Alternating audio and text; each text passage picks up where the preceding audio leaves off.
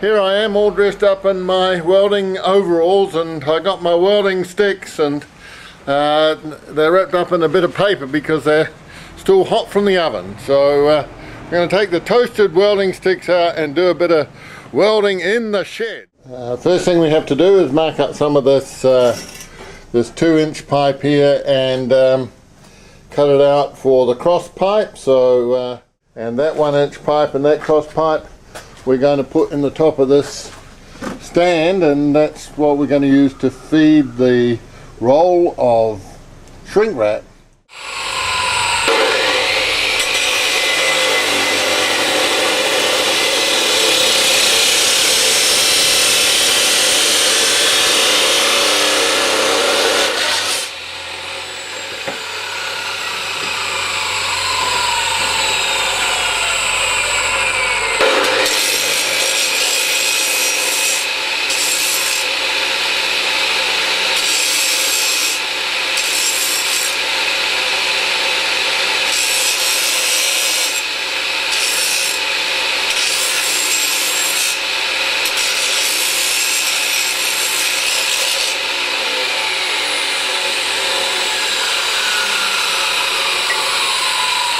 Put a chamfer on the edge of the 1-inch pipe to make it a bit easier to weld.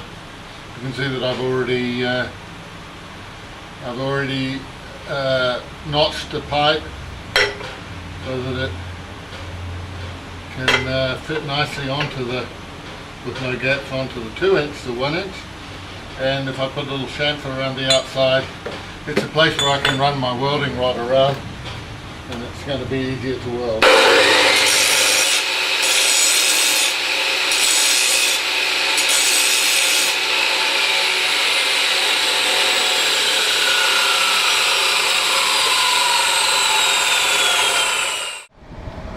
Okay, I finally got that set up in a place where it can be tacked reasonably well. So I don't want to get my head too bashed up with a welding helmet, and I don't want to get sunburned with the arc, but not too much to do, so let's get on with it.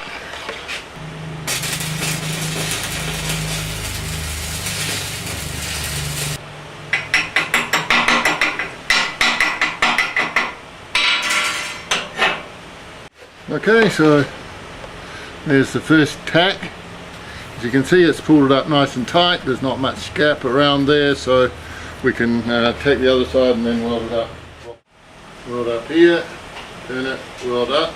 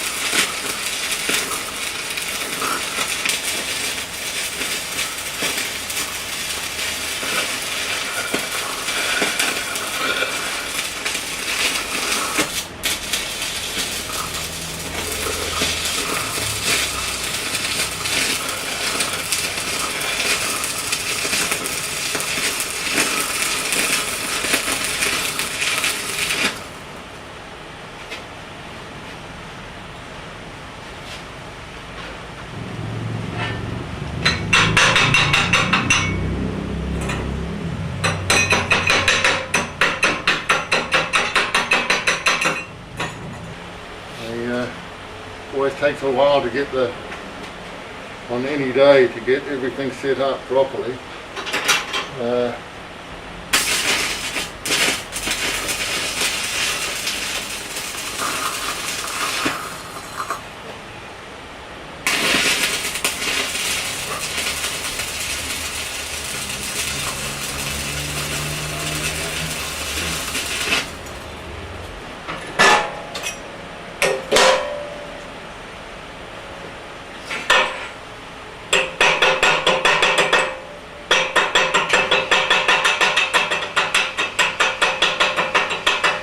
This one's tacked on. both sides, nice and tight. Went a bit.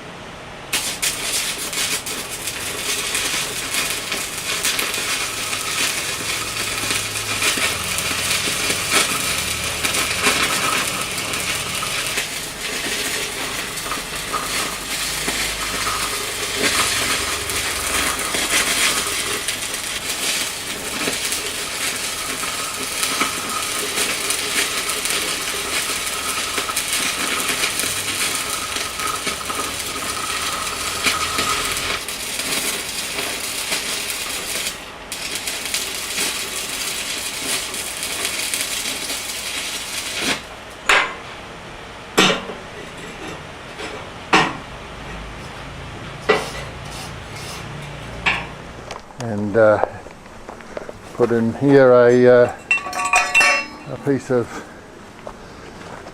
steel like so,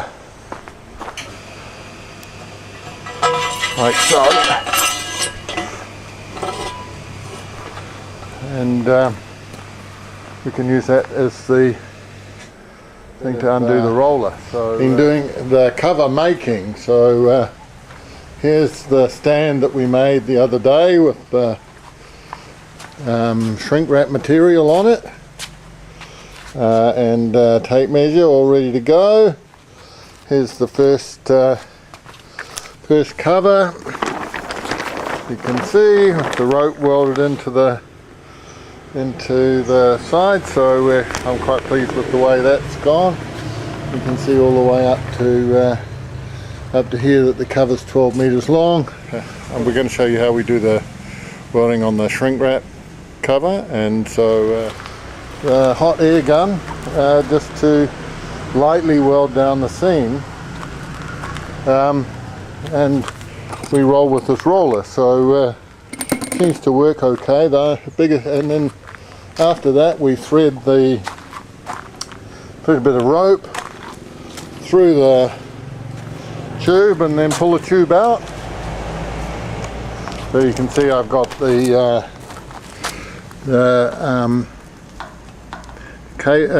cable conduit with rope running through it, and that's got the shrink wrap wrapped around it, and on the top of that I've got a piece of steel on my steel workbench. And so we're going to put a spot weld here, and maybe here, and maybe here, and then we'll spot weld here.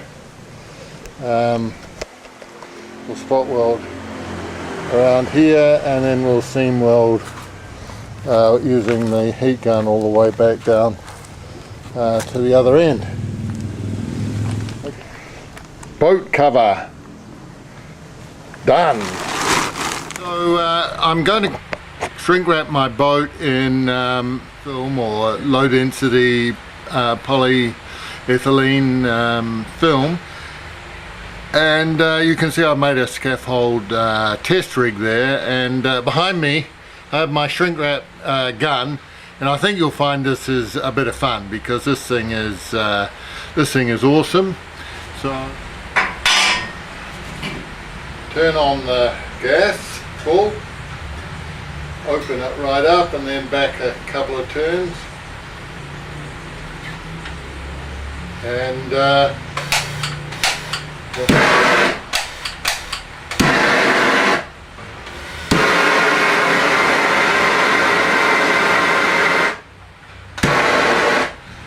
I'm just going to try a step at a time with this. I'm not going to try and do it all at once. I just want to see how it's going to react, and I want to see how the heat affects my rubber boots.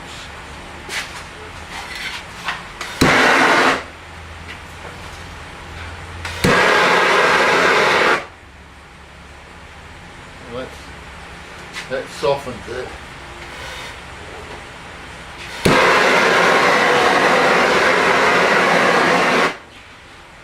And that shrinks it.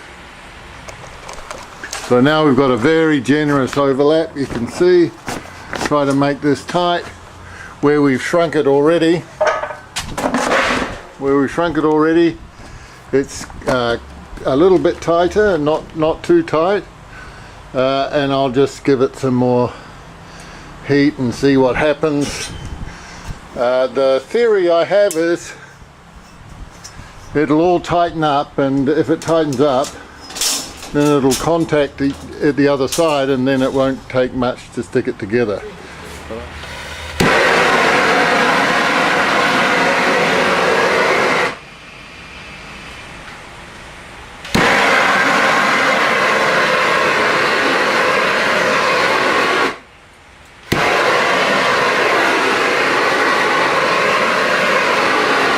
It doesn't seem that the rubber's melting or anything.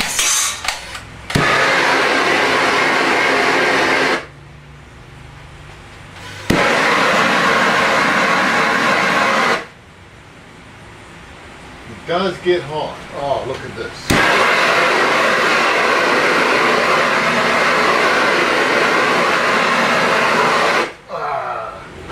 So if you didn't see, I put too much heat on it, and it went straight through. So I'm going to show you what happened.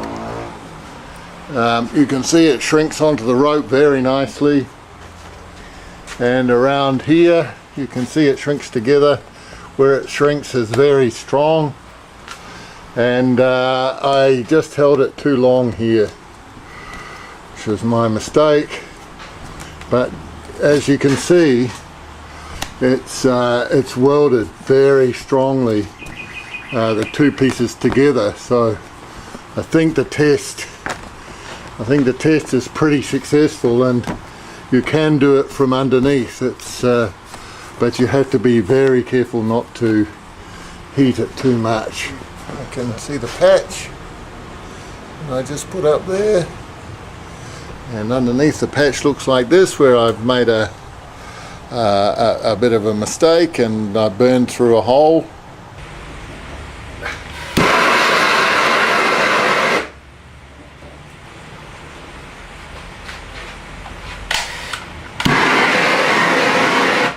Okay, well, a little bit of a problem, but actually not too bad. See, I didn't quite get it right, but the patch is pretty strong. So it looks like 150 overlap is sufficient. But time to do a bit of analysis on that. That would be a good thing to do now.